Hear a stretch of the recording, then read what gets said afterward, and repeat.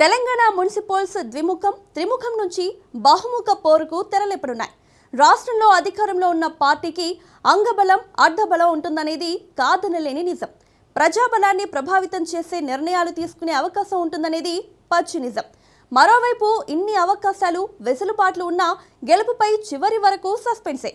ఇంతకుముందు బీఆర్ఎస్ అయినా ఇప్పుడు కాంగ్రెస్ అయినా ఇక ముందు వచ్చే మరే పార్టీ అయినా అంతకుముందు ఉమ్మడి ఆంధ్రప్రదేశ్లో పవర్లో ఉన్న టీడీపీ అయినా స్థానిక సమరం తమ చేతిలో పని అనుకునేవి. అయితే అనుకున్నవన్నీ అనుకున్నట్లు జరగవు కదా. స్థానిక సమరంలో తొలిమెట్టు పల్లె పంచాయతీ ముగించిన రేవంత్ సర్కార్ పురపోరుకు సమాయత్తం కావడంతో గెలుపెవరిది అనే ఉత్కంఠ నెలకొంది.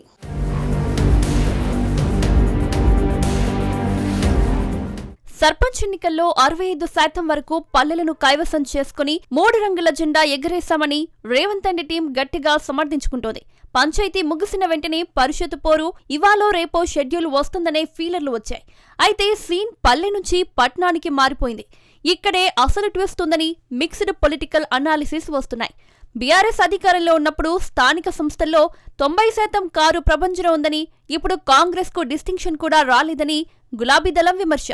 మరోవైపు సర్పంచులుగా ఓడిన అభ్యర్థులు ఎంపీటీసీలుగా పోటీ చేస్తే మెజారిటీ సీట్లలో కాంగ్రెస్ అభ్యర్థులు కాకుండా ఇతరులు అంటే బీఆర్ఎస్ కావచ్చు, కొన్ని చోట్ల బీజేపీ కావచ్చు, ప్రతిపక్ష పార్టీలకు పరిషత్తులో ఎడ్జ్ ఉంటుందని ఇప్పట్లో మండల జిల్లా పరిషత్తుల ఫైట్ ను హోల్డ్ లో పెట్టినట్లు కాంగ్రెస్ లో అంతర్గత టాక్. ఏది ఏమైనా పల్లె నుంచి పట్నానికి సీన్ మారింది.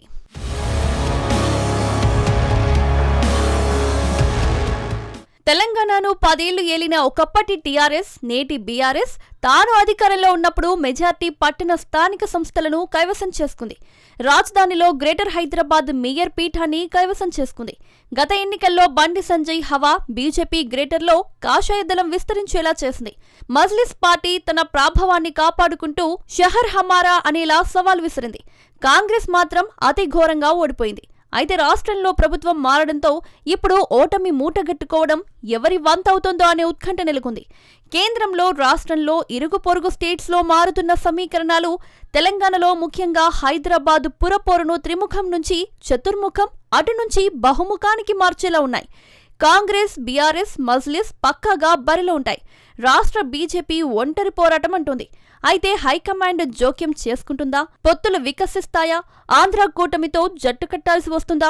స్నేహపూర్వక పోటీ ఉంటుందా అనేది ప్రస్తుతానికి సస్పెన్స్.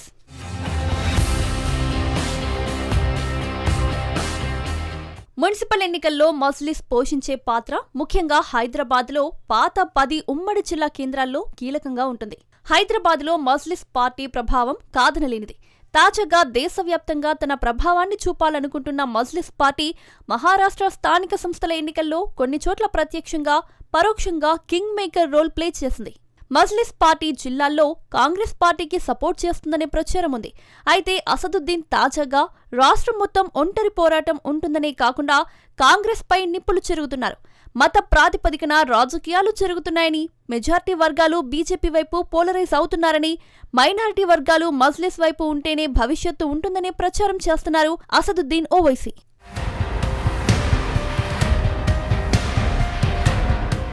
తెలంగాణలో దాదాపు 20% కొంచెం అటు ఇటుగా ఉన్న మైనారిటీల్లో హైదరాబాద్, పాత 10 జిల్లాల కేంద్రాలు, మరికొన్ని ముఖ్య పట్టణాల్లో ఎక్కువగా ఉన్నారు. వీరందరి ఓట్లను కాంగ్రెస్ కు కాకుండా మజ్లిస్ కు మళ్లించేందుకు ఓవైసీ బ్రదర్స్ పతంగులు సిద్ధం చేస్తున్నారు. వాస్తవానికి ఎన్నికల చరిత్ర చూస్తే మైనారిటీ ఓటు బ్యాంక్ అధికారంలో ఉన్న పార్టీలకు అనుకూలంగా ఉంటూ వస్తోంది. తాజాగా మజ్లిస్ నిర్ణయానికి మైనారిటీలు ఓకే చెబితే కాంగ్రెస్ కు గడ్డుకాలమే రావచ్చు. పట్టణాల్లో బీసీలు ఎక్కువగా ఉన్నారు. ఆ తర్వాత మైనారిటీలు ఉంటున్నారు. కొన్ని చోట్ల దళిత ఓటు బ్యాంక్ ఎక్కువగా ఉంటుంది. పొలిటికల్ ఈక్వేషన్ల ప్రకారం చూసుకుంటే కాంగ్రెస్ కు ఓట్లు పడకుండా మైనారిటీలు మజ్లిస్ కు సై అంటే బీఆర్ఎస్ కు ఎడ్జ్ వచ్చే అవకాశం లేకపోలేదు. అయితే మైనారిటీ ఓటు బ్యాంక్ పోలరైజ్ అయినట్లే హిందూ ఓటు బ్యాంక్ పోలరైజ్ అయి అది బీజేపీ వైపు టర్న్ అయితే అటు కాంగ్రెస్ కు ఇటు బీఆర్ఎస్ కు నష్టం తప్పదని పొలిటికల్ అనలిస్టుల టాక్.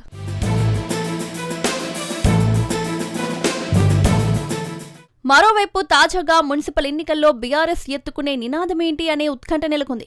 తెలంగాణ వాదం ముగిసినట్లే అనే ప్రచారం అటు కాంగ్రెస్ పార్టీలోని కొన్ని వర్గాలు, బీజేపీలోని కొన్ని వర్గాలు ప్రచారం చేస్తున్నాయి. బీఆర్ఎస్ కీలక నేతలు హరీష్ రావు, కేటీఆర్ ప్రచార సభలు, పార్టీ సభల్లో గుర్తు చేస్తున్న అంశం కేసీఆర్ జమానాలోనే అభివృద్ధి జరిగిందని, మళ్లీ సారు వస్తేనే అభివృద్ధి అని, తాజాగా జరిగిన పంచాయతీ ఎన్నికలు రుజువు చేశాయని, మున్ముందు రాబోయే పురపోరు రుజువు చేస్తుందని బల్లకుద్ది చెబుతున్నారు. పార్టీ కార్యకర్తలకు భరోసా ఇస్తున్నారు. అయితే జనం మదిలో ఏముందో, ప్రజలను ఏ విధంగా కన్విన్స్ చేస్తారో ఎన్నికల ప్రచారంలోనే తెలుస్తుంది.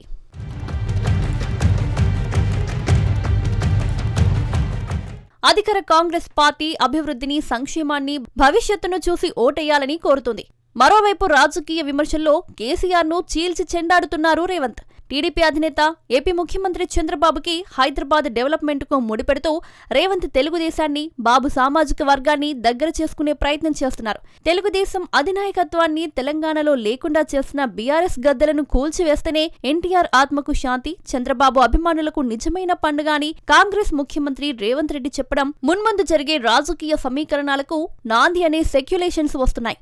చంద్రబాబు కాలం నాటి హైటెక్ సిటీ, వైఎస్ఆర్ హయాంలోని రింగ్ రోడ్డు గురించి సందర్భం వచ్చినప్పుడు చెబుతున్న రేవంత్ రెడ్డి, బీఆర్ఎస్ అధినేత కేసీఆర్ తెలంగాణను అభివృద్ధి చేయడం మానేసి అప్పుల ఊబిలోకి నెట్టారనే పొలిటికల్ పంచులు పేలుస్తున్నారు.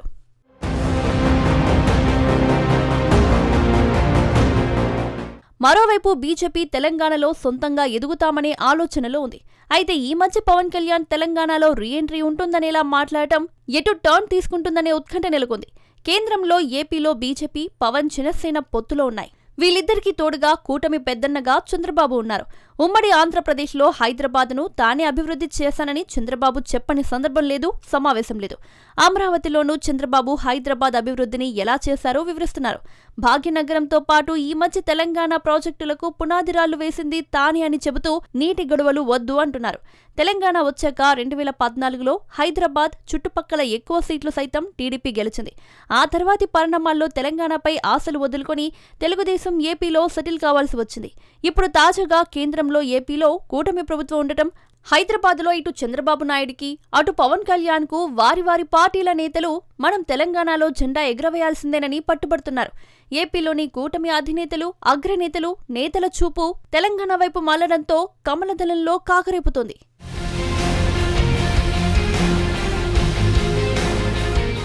మున్సిపాల్స్లో గ్రేటర్ హైదరాబాద్ ఒక ఎత్తైతే మిగతా కార్పొరేషన్లు, మున్సిపాలిటీల పోరు మరో ఎత్తు. హైదరాబాద్ మున్సిపాల్స్లో స్థానిక సమస్యలే కాకుండా ప్రాంతీయ, దేశ రాజకీయాలు సైతం ఓటర్లను ప్రభావితం చేస్తుంటాయని పొలిటికల్ అనలిస్టుల భావన. తెలంగాణ రాకముందు నుంచి ఉన్న మున్సిపాలిటీలు, పేరున్న మున్సిపాలిటీల్లో రాజకీయం వేరుంటుందని, కొత్తగా మున్సిపాలిటీలుగా అప్గ్రేడ్ అయిన చోట పల్లెస్థాయి రాజకీయాలు ప్రభావితం చేస్తుంటాయని రాజకీయ నాయకుల ఆలోచన.